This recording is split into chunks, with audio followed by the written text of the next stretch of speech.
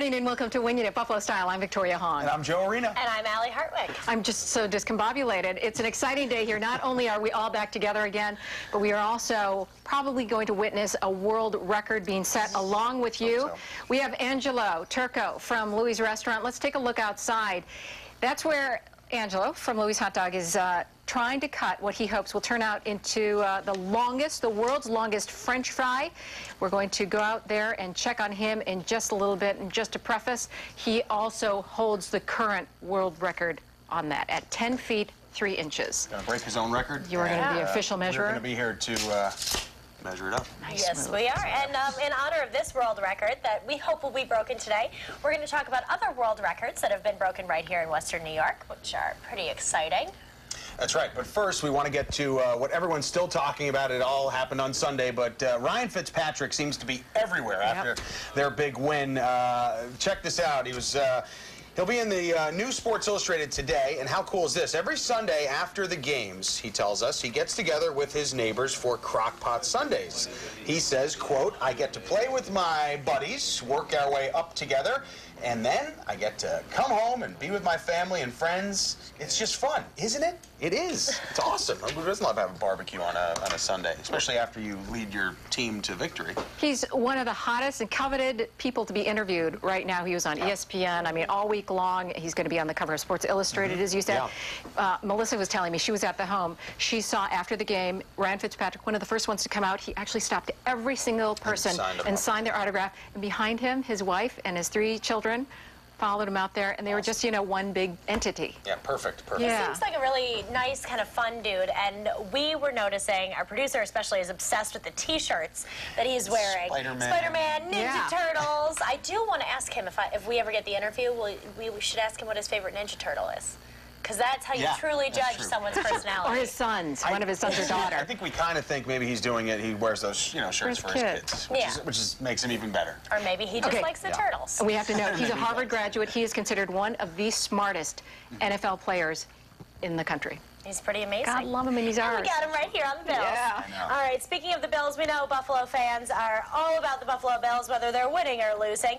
And we've talked a lot about Zubaz on the show. I wore mine last week, but there's an exciting familiar face on the Zubaz website. You can see up in the upper right-hand corner there. That is Steven Soroka. He is a local guy from Buffalo, and he's right there on the homepage of Zubaz. You can see him in his Bills Zubaz.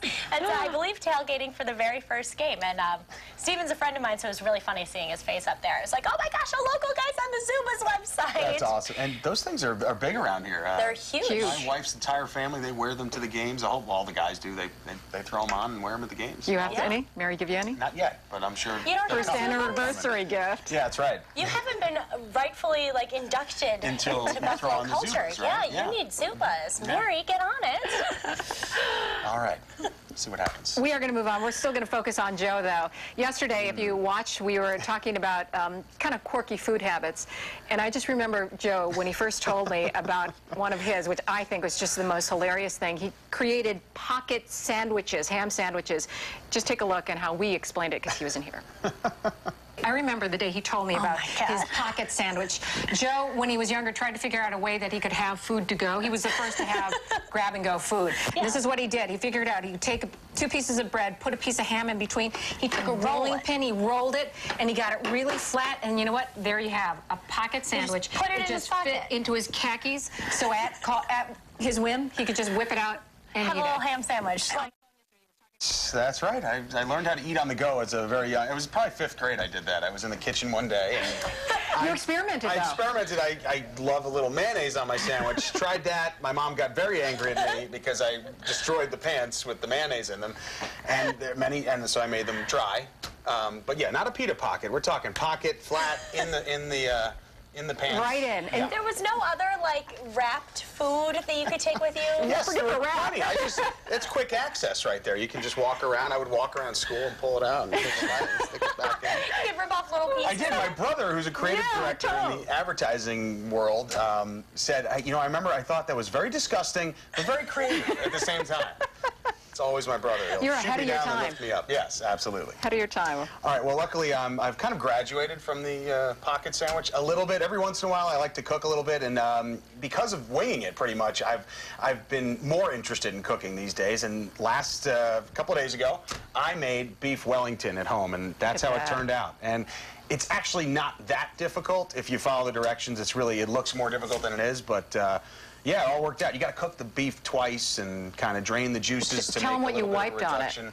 Not the butter, the other here's stuff. the thing. There's so much fat involved in this. It requires almost a stick of butter for the whole recipe, plus pate, which is goose liver or duck liver, any kind of liver. You have to basically take mash it up, the liver, and put it all over the meat. I don't know what beef Wellington is. It's a filet mignon. It's like a big piece of filet, smeared with butter, a couple of tablespoons of butter, and goose liver or any kind of duck pate with mushrooms and onions, and then you put it in a pastry and then stick it in the oven. It's delicious. It is. And my wife can't stand goose liver, but you don't really taste it. You don't really taste it because it cooks in, and it's just juicy. You think it would have tasted differently if you didn't put that on? Well, I think you have to put that on so that the pastry adheres to something. So maybe nothing, but maybe it wouldn't have been as tightly packed in there. Maybe that's why they require that. It's 785 calories a serving, by the way. So. That's not bad for what that was. No, not terrible, not terrible. Yeah.